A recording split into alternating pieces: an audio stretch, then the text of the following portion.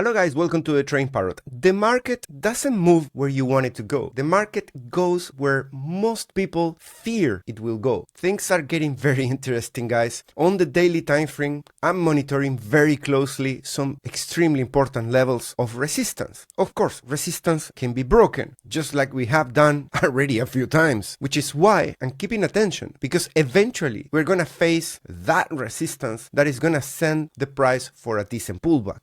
And I'm not talking the end of the bull market. Some people on Telegram think I'm trying to look for a pullback to call for the actual top of the bull market. We're talking about swing trading here, guys. We're searching for the best le creme of entries. And if this is not it, it's getting very close. And I think the reward is for the people that have the patience and can see the big picture, take 2 step backs and observe how things are evolving. Not just TA, but emotions. Look no further than my Telegram channel. Most of the people right now fearing things are fearing that the price won't go back down to close the CME gap, for example. They might be in a short. Some of them might be sitting on their hands. But guys, things are getting very interesting. I have so many good, massive alpha today for you guys. Not just for Bitcoin, but also we're gonna look at the USDT dominance, at total 3 facing big resistance. We're gonna look at what dominance is doing and some incredible developments for Ethereum and Ethereum against Solana. Shh, don't tell anybody about this. Guys, if you like this type of content, make sure that you're subscribed to the channel. Hit the notification bell so you get notified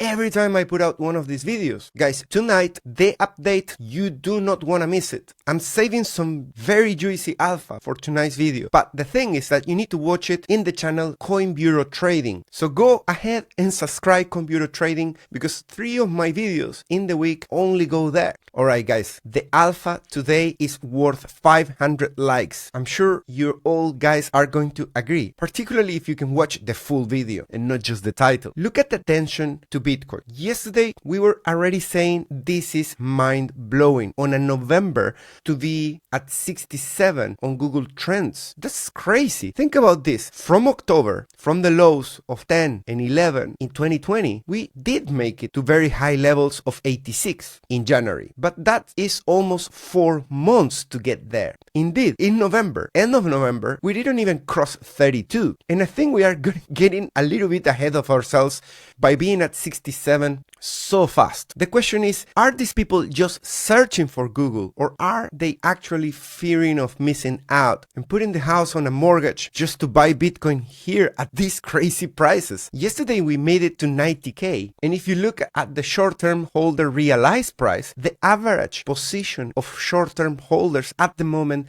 is 65.5K. We talked about this level when we were flipping from being below and above and below and above. That is something unique in this cycle. If you look at the previous cycles, the last 2, it was serving as support. We rarely spent more than a day below. But in this cycle, it has been not really much respected. But why do we care about the short-term holder realized price? Because that's their average. So you can imagine that if the price is above this, the short-term holders are in profit. But listen again, short-term holders, what do? They sell quick. And that's why in a bull market, the price tends to go away from it and then back into it, and then away from it and then back into it. And those are the short-term holders holding for a short term and then selling. The thing is really fast now. It's moving up. End of October, it was 63 and it's already getting into 65.5. Very soon it's gonna get above 70. Eventually will be like 75. And maybe, just maybe by then, it might hold again as a new level of support. We'll keep an eye on this. ETFs, just like we were anticipating, had a huge inflow on the 11th of November.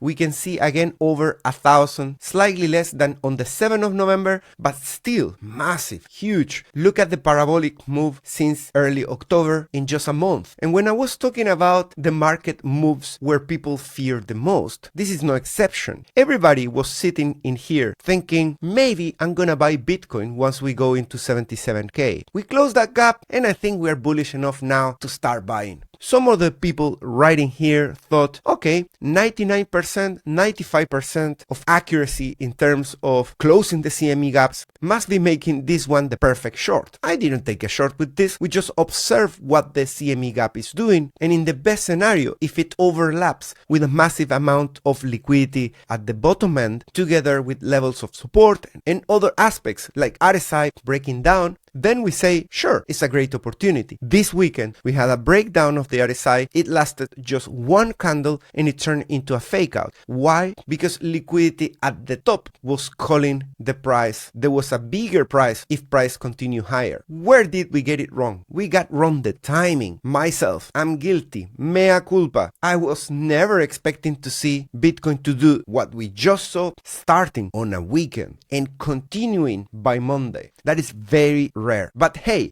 Bitcoin has done that to me all the time. There's always something new that Bitcoin has never done. And that's why when we were here, we said, what happened with the previous CME gaps in November? Well, they were left behind. And right after the video went live, we left it behind. So let's talk about the serious stuff. 4-hour time frame. What's going on with this? Have we lost momentum? Are we due for a breakdown? I think it's still very important that we keep an eye on this guy in here. I'm gonna remove this line, which is the forecast, just for a moment, and we can see what's going on with the RSI. We have put a new high. This was 84. The new high is RSI 90.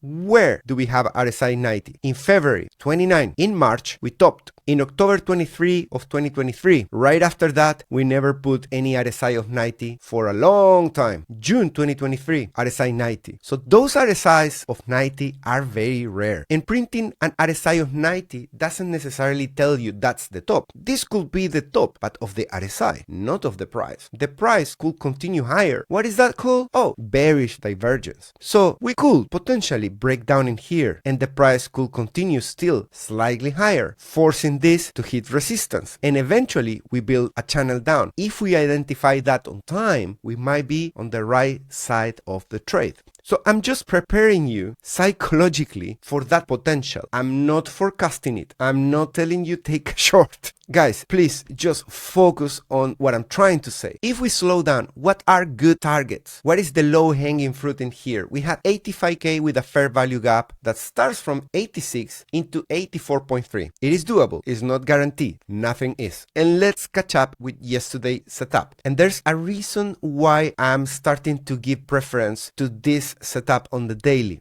The reason is, when we talk about being bullish, and everybody's bullish, the video gets 500 likes. When I made a video with a title, "Are we running out of fuel?" What I'm doing is I'm testing you guys, and I get the point, 260 likes. That is not a coincidence. That is half the likes where I'm saying that the CME gap might not get filled, and many people say, all right, I'm going all in. And that got 500 likes. Those are people that got bullish with this, and on the video in the evening, they didn't like the point of running out of fuel. Many of them are even thinking, hey, why are you calling for the top of the bull market? That's disappointing. And every time I get a video that produces controversy, shakes some feelings, and makes people uncomfortable, you wouldn't believe how much higher is the accuracy of my calls when people don't like the call. When people love the call, it doesn't play out because I become part of the crowd of what everybody thinks is going to happen. And at the moment, it's not popular among all the viewers that we are gonna top at 85 RSI daily. And I hope I don't convince you and you keep hitting the thumbs down on the video. No, I don't want that. It's mixed feelings, right? But you can see that yesterday we topped precisely at RSI 85. RSI 85 today is 91.2K. Yesterday was 89.4. And so far we are keeping it as a resistance. This is so far a candle in progress, but it's the first red one we have after 7 days in a row of green. And coincidentally, that is hitting the top of this trend line since early 2023. 673 days for this pattern to mature. Can we pinch slightly above it? Potentially, but then we are doing that above 85. And you should be expecting that in a bull run, the momentum matures. And as you go along along deeper into the bull run, the moves up from momentum are diminishing. They're not increasing in size. Price does, but momentum does the opposite. And in this case, RSI is showing us the momentum from January 2023. Every time it has got very hot, it has done less. 89, 87, 87 again, and now we're getting to 85. Would it make sense to have a local top there? And what I mean by a local top is a local top of the RSI, not of the price. Once again, the price, the RSI might top at 85, and on the move down like this, in this area, price can continue higher, producing various divergences against this move down of the RSI. I hope that makes sense, at least for 5% of the people that are watching the video. If it doesn't make sense, write a comment down below and I will try to explain it further. Or even better, join my Telegram group and we can discuss it there a bit more. Conditional to you having watched already my tutorials on the RSI. What? You didn't know I have tutorials? They are for free. Just go to my main landing page in YouTube of my channel, go to playlists and click trading tutorials. Go ahead and watch all of them, including the liquidity pools. They have barely 600, 700 views, and sometimes I wonder why people don't understand these things. People are not watching the tutorials. So far, CBD continues to point up, but getting to a level of resistance in here, located at 60k. Important level, hopefully we're gonna break above that and continue. Remember that CBD from spot is the actual fuel, not the fuel. The fuel is the liquidity pools. That is what makes the price impulsively go into the liquidity. But CBD spot, it's what makes the foundations for that impulsive move to remain strong and to carry on, to hold. If those pillars are not there and spot doesn't follow the direction of the price in the CBD, the pump is condemned. It's a rug pull. Big Well Explorer is still looking cool, below the moving average, below the 1. We are still in the territory of accumulation from large wells. Pretty cool. And in terms of liquidations and liquidation pools, I have huge news today, guys. And the people that are gonna watch this video too late, you're gonna probably smash your face with a brick for the rest of the day for having missed it at the right time. So, scalping. We don't have liquidity on the top. That's no news. We are now at 90k. What kind of liquidity do you want at the top? We just pinch it. So there's very humble liquidity. We have just some green in there. Red on the opposite side, it starts at 75k, okay? Our CME gap is somewhere in here at 77. No much overlapping, only some slight yellow in here and some green. We have the 75k and the 74k in red. Fair enough, let's leave that there. Then I did this exercise. If we put the swing chart on trading different in this way, what we are gonna see is that we run out of the largest liquidity pools and we have just leftovers sized at 34, 28, 29, 29. Okay, that's nothing compared to the 100Ks that we have in the red, the 70Ks that we have in the yellow. Okay, those are gone. And price now is breaking below 87, is testing the support, probably heading towards that fair value gap we talked earlier in the video.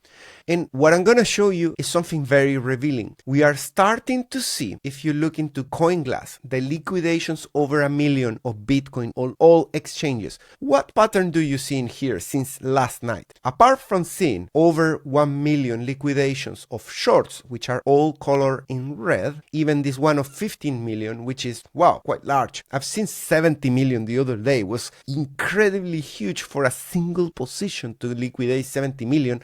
It's just mind-blowing. Why they don't buy a house or something? Anyways, and up until 9 AM, it's just shorts liquidated. What do you see at 9:09? The first long liquidated of 2.56 million. And if we are right, and if we forecast with that daily RSI 85, that local top, in the video at night on Coin Bureau Trading, we're going to look at a lot more green liquidations from longs. This one was at 88k, but if things continue and we produce a local top, we'll see how low we can get in terms of the liquidations. Keep a mental picture of this because we have the 86 and very easy grab in there, concentrated but still not red. Can we get there? It is likely. I will say it is easy, but again, we are in the middle of a pump and there are some orders above 90k that I'm gonna show you later that are also calling for some juicy information, which we need to put together with everything I'm saying so far. So let's go there. Let's look at the delta as well. Delta is pushing higher as well.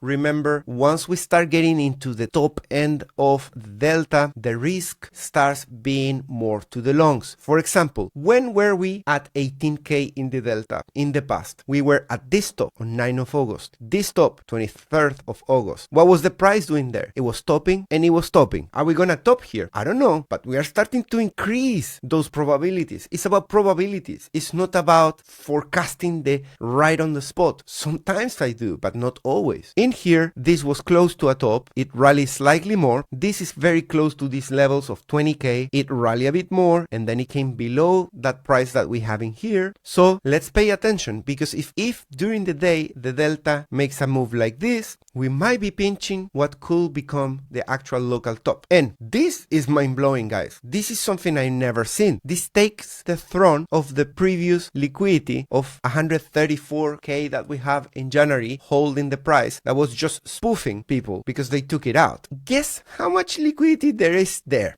Guess. Just guess. I'll give you 5 seconds. This is crazy. Crazy. They are shorting 100K Bitcoin. Were you thinking that we were gonna be here a couple of weeks ago? I cannot believe it. This is just mind-blowing. They are shorting 99.75K with $184 million.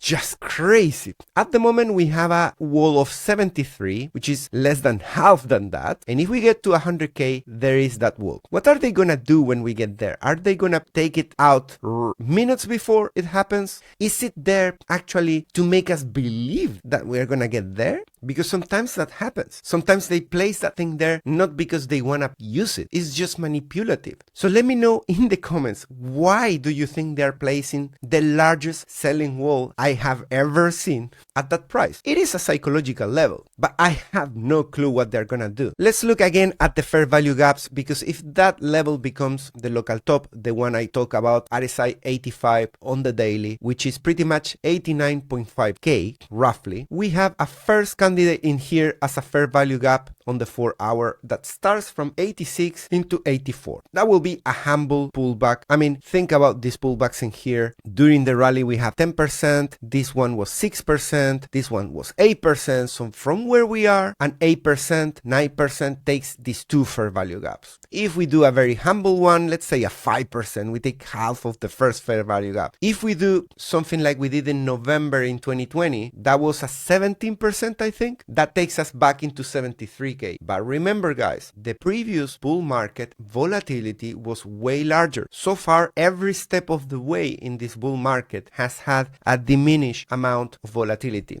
So expecting to see the same pullback as in 2020 is a tough call at the very least. Can we do bigger and go lower? Yeah, Bitcoin can always do something, can always break the rules. But when I trade, I try to stick to bet against the things that are more likely, not the things that are very slim chances. Why would I do that? The delta is 1.5 million.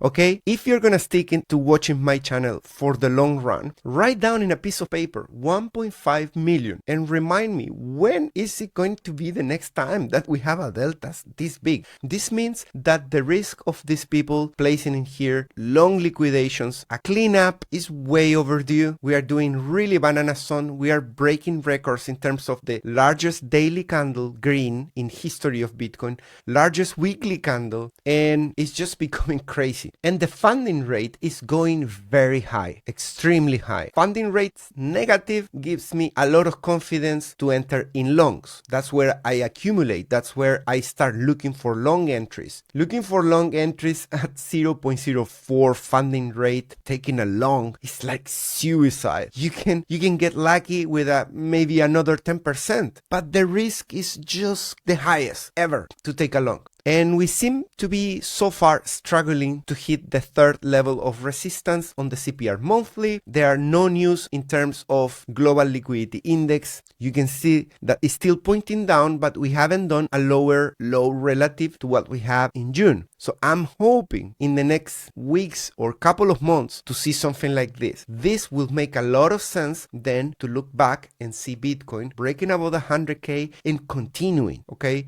If liquidity drains honest, Bitcoin is going to have a very tough time to hold that level and do anything significant. And gold continues to come down. I'm 1 month late for my call of the top of gold. If this becomes the top of gold, it looks like the best chance that we ever had for gold to top. I covered yesterday some very juicy alpha that combines the forecast of dollar and gold together. Watch my video from last night. The one that has the least likes is the one that you always want to watch. And a little bit of on-chain data.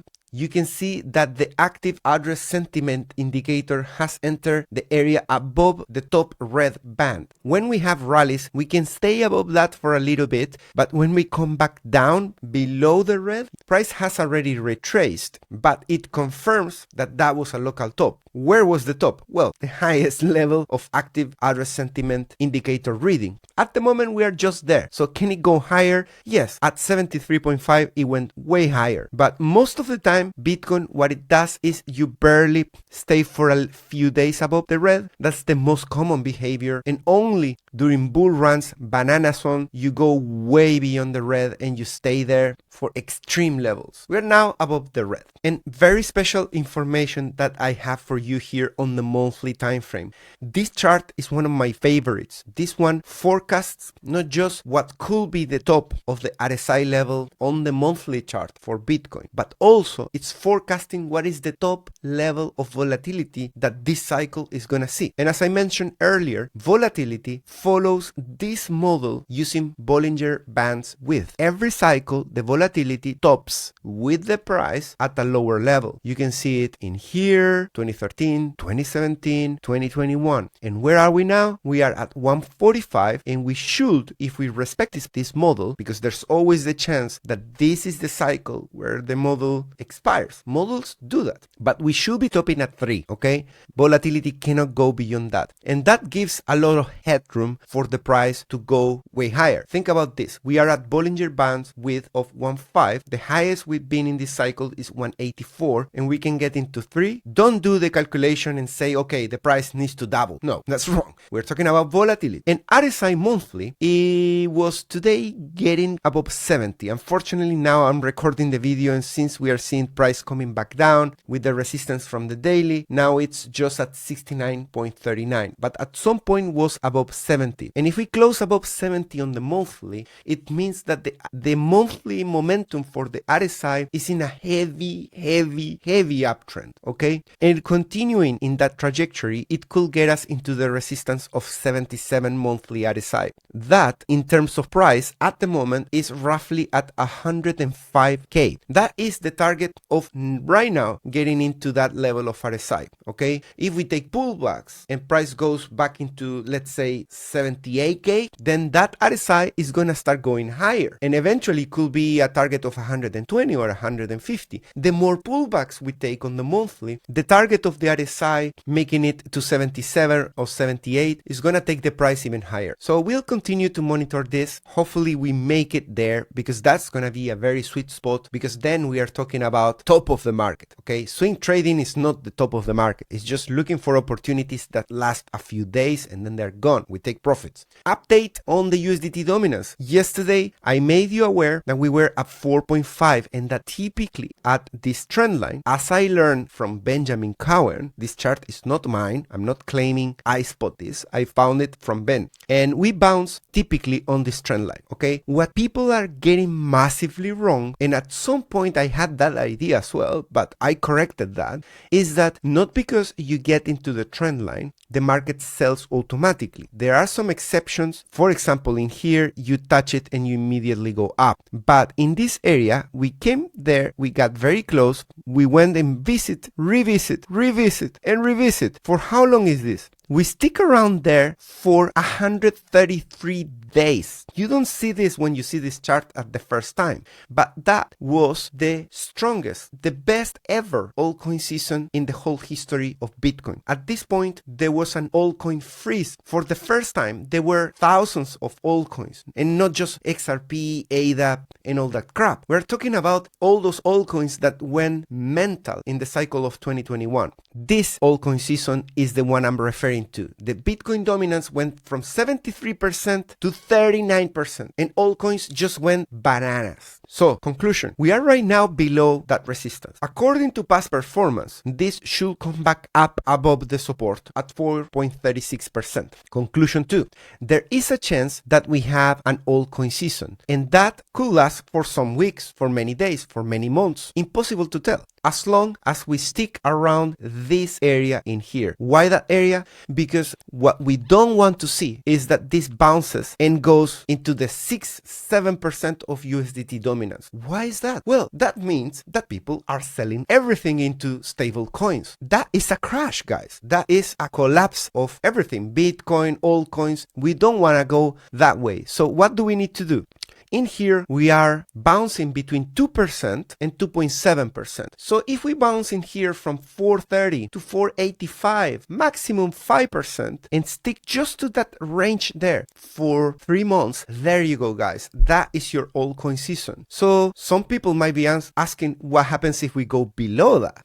I don't know, we've never done it, but that means that the dominance of USDT will enter an area we've never been. Could that be that people are buying a lot more? Not necessarily. It could be that maybe regulations against USDT are causing that people are flipping into USDC. So let's keep an eye for that as well. And as I promised, I was gonna cover Ethereum. Ethereum on the weekly update. Everything looks as bullish as it can get, really. You have this channel, you dodge the possibility to go into the bear market area. We held 37 RSI that holds all bull markets on Ethereum. We had a breakout. We did the zigzag that is the area of non-belief. Now we have a massive momentum up into 56. We are above 50. We are above the median. We are on our way to higher levels of RSI on Ethereum. This is kind of the foundation scenario that we need for that altcoin season. So from this point of view, things are checking boxes. Can we fail towards that? Yeah, I mean, something really bearish, like a big war or a big escalation in any aspect can delay or cancel these things. Risk is always there. Get used to it. And when it comes to Solana versus Ethereum, this is a spread chart. How do you get a spread chart? You divide one asset with the actual slash symbol versus the other asset. In this case, my quote is Ethereum and Solana is at the top. So it means that if the spread chart, the price action goes higher, it means that Solana is overperforming Ethereum. And in this area in here, Ethereum is overperforming Solana. So where are we at the moment? We seem to have broken finally out from this 0.06. That ratio